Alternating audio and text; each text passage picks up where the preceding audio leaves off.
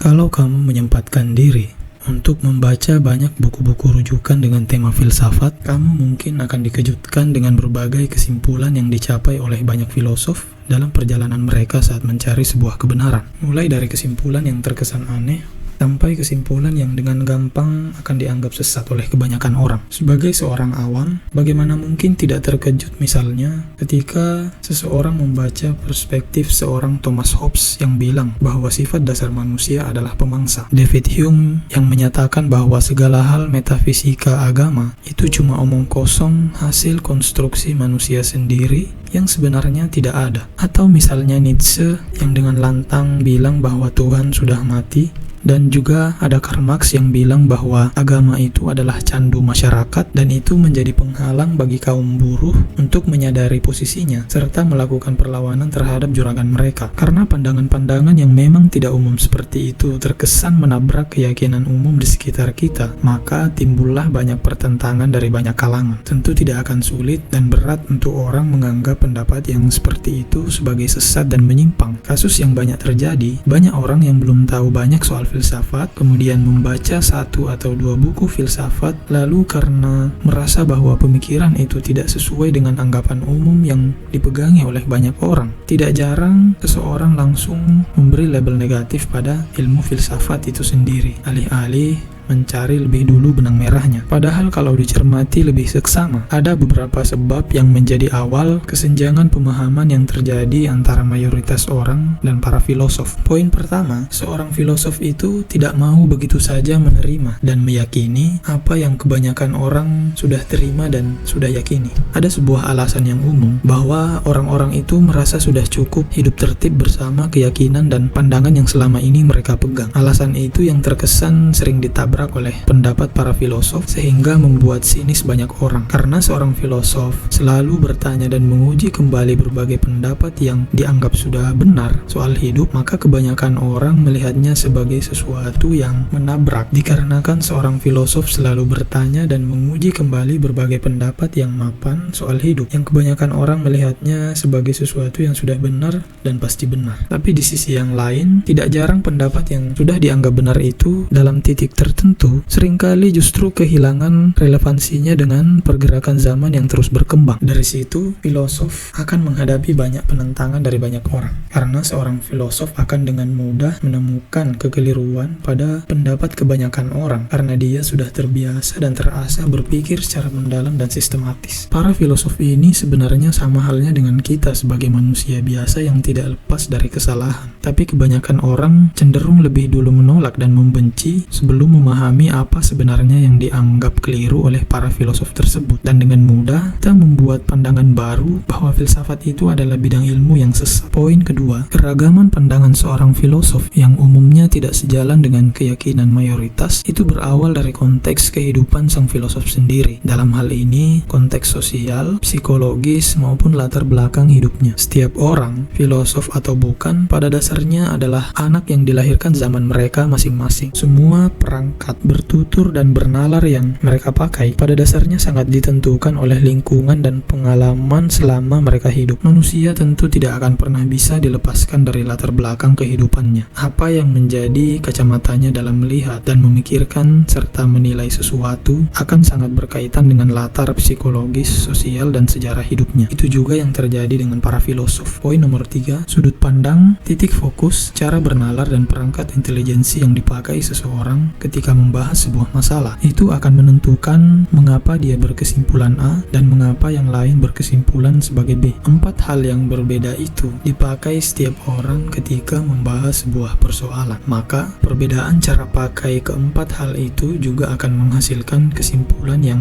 tentu saja berbeda. Dari mana seseorang memandang, ke sudut mana pandangannya tertuju, bagaimana ia memproses itu di dalam dirinya, dan apa yang dia pakai itu akan sangat menentukan kesimpulannya tentang sesuatu. Dalam hal memandang, akan selalu ada bagian yang bisa kita jangkau dan tidak bisa kita jangkau sudut maupun wilayahnya. Dan itu akan sangat mempengaruhi bagaimana hasil dari pandangan kita nantinya. Di sisi lain, cara bernalar dan perangkat intelijensi yang dipakai seseorang juga akan sangat berpengaruh terhadap kesimpulan yang nantinya dia buat. Katakan misalnya, ada orang yang berpikir lebih dulu, membaca realitas, baru kemudian merumuskan sebuah kesimpulan dari pembacaannya itu. Dan itu pasti akan berbeda hasilnya dengan orang yang lebih dulu merumuskan sebuah ide di dalam pikirannya, baru kemudian mencari bukti-bukti pada realitas. Maka sangat mungkin ketika ada orang yang menuding filsafat sebagai ilmu yang sesat, sebenarnya yang terjadi bisa jadi hanyalah sebuah perbedaan perspektif. Karena sangat mungkin kebanyakan orang hanya memakai perspektif yang sama dan titik fokusnya juga hanya memakai titik fokus yang sama kebanyakan dipakai oleh orang. Berbeda dengan filosof, mereka memakai perspektif yang lain dan titik fokusnya juga pada bagian lain yang bisa jadi tidak dilihat oleh kebanyakan orang. Atau dalam beberapa kasus, kebanyakan orang atau beberapa orang mungkin sekadar hidup hanya mengandalkan intuisi atau nalurinya saja dalam banyak hal. Sedangkan filosof selalu mengutamakan rasionya untuk menemukan sebuah jawaban. Ini satu bagian penting. Untuk memperjelas hal sebelumnya, kita bisa melihat misalnya pandangan Nietzsche yang bilang bahwa agama itu terisi oleh orang yang bermental budak,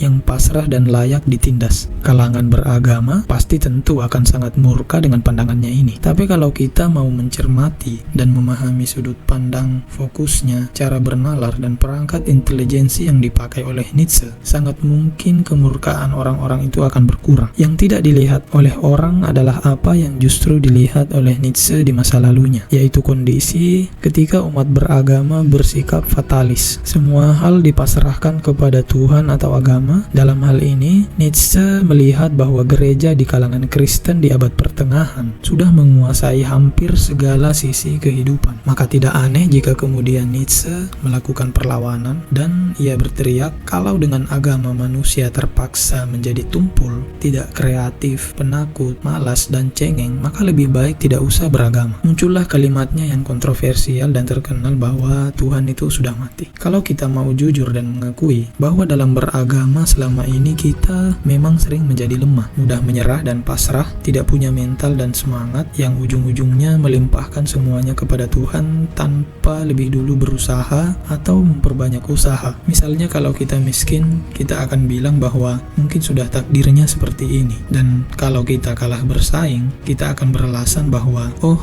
ini bukan rezeki, Tuhan belum mau kita berhasil. Bukannya berusaha memeriksa semua penyebab mengapa kita tidak berhasil. Misalnya kalau kita ditindas, sebagian kita mungkin akan bilang, oh ini mungkin sudah karma dari Tuhan. Atau mungkin kita bilang, ini mungkin akan ada hikmahnya. Atau mungkin kita hanya bilang, mau bagaimana lagi, kita ini terlahir miskin, tunggu saja Tuhan yang balas. Atau biar saja Tuhan yang memberikan pembalasan. Dan bukannya justru mencari cara bagaimana keluar dari penindasan yang menyiksa itu. Mungkin mental semacam itulah yang menjadi fokus pandang dan kegelisahan Nietzsche dari kesimpulan yang ia buat tadi. Poin keempat, para filosof biasanya memakai istilah-istilah dengan arti tersendiri yang berbeda dengan apa yang sudah diketahui orang secara umum. Di bidang ilmu filsafat itu memang terdapat banyak istilah teknis yang sulit dipahami. Masing-masing filosof punya pengertiannya tersendiri yang tidak bisa dijelaskan secara ringkas. Ada kalanya menjelaskan satu saja istilah itu memerlukan buku sampai berjilid-jilid. Yang uniknya seringkali istilah-istilah yang dipakai itu justru adalah sebuah istilah yang umum di keseharian kita, tapi oleh filosof itu diberikan pengertian yang baru. Dan tidak jarang pengertian yang baru itulah yang sering menimbulkan kesalahpahaman jika tidak dicari tahu secara serius. Istilah seperti cinta, agama, kebijaksanaan, kebaikan, dan sebagainya itu sangat mungkin para filosof mengartikannya secara lain. Maka tidak jarang orang yang tidak tahu apapun soal pengertian yang berbeda itu lalu membaca buku-buku filsafat. Tidak aneh apabila muncul berbagai pertentangan yang sebenarnya bukan pada tempatnya. Dampak dari kesalahpahaman terhadap porsi dan proporsi kajian ilmu filsafat itu akhirnya membawa satu dampak yang serius, yaitu ketidakmampuan seseorang untuk membedakan antara filsafat sebagai alat dan filsafat sebagai sebuah produk. Hakikatnya filsafat adalah sebuah alat atau cara dan bukan tujuan. Ini yang perlu digarisbawahi. Pada dasarnya filsafat adalah sebuah alat atau cara untuk menguji hidupmu, alat untuk merefleksikan diri terhadap berbagai masalah kehidupan. Sederhananya, filsafat adalah alat dan cara untuk mencapai sebuah kebenaran. Dengan filsafat, orang bisa sampai pada kesimpulannya sendiri, lalu menjadi orang yang sangat religius. Dan dengan filsafat yang sama,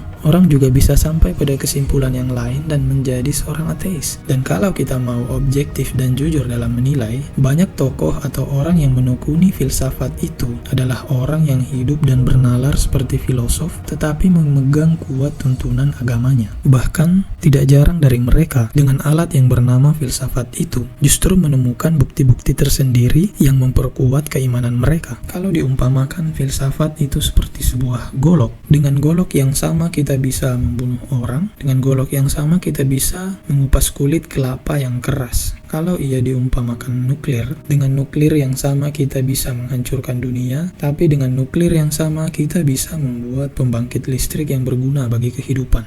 Kalau kemudian diumpamakan seperti sebuah mobil, dengan mobil yang sama kita bisa pergi ke klub malam, dan dengan mobil yang sama kita bisa pergi ke tempat ibadah. Dan kalau kemudian pisau dipakai untuk membunuh, nuklir dipakai menghancurkan dunia, dan mobil dipakai pergi ke klub malam, apakah kita akan menyalahkan pisau, nuklir, dan mobil tersebut? Maka orang harus bisa membedakan antara filsafat sebagai produk dan sebagai alat. Berbagai pandangan dan pemikiran filsafat yang selama ini kita anggap menyimpang sebenarnya adalah sebuah produk. Sementara itu, perangkat untuk refleksi yang disarankan oleh filsafat dan kemudian dipakai oleh para filosof itulah alat. Dan kita tidak perlu takut dengan memakai alat yang sama. Kita tidak pasti akan menghasilkan produk yang juga sama seperti mereka. Kita bukan mereka dan kita tidak sama. Kita punya kehidupan sendiri, kita punya cara pandang, nalar, dan pilihan perangkat yang tidak harus sama dengan mereka. Ketakutan yang juga melanda beberapa orang terhadap filsafat seringkali adalah ketakutan kalau mereka tersesat atau terjatuh di lubang yang sama seperti orang-orang yang mereka anggap sesat. Padahal sesungguhnya setiap orang adalah anak zamannya sendiri. Setiap orang punya kondisi dan realitasnya tersendiri yang sudah pasti berbeda. Jauh maupun dekat tempat kita hidup dengan orang lain, sudah pasti kita mengalami realitas dan pengalaman hidup yang berbeda. Dari situ kita akan dituntun oleh hidup untuk memiliki cara pandang, nalar, dan perangkat yang tidak sama satu sama lain. Maka dengan aspek-aspek yang berbeda itu, kita pasti akan menghasilkan produk yang juga berbeda. Maka, jangan takut berfilsafat.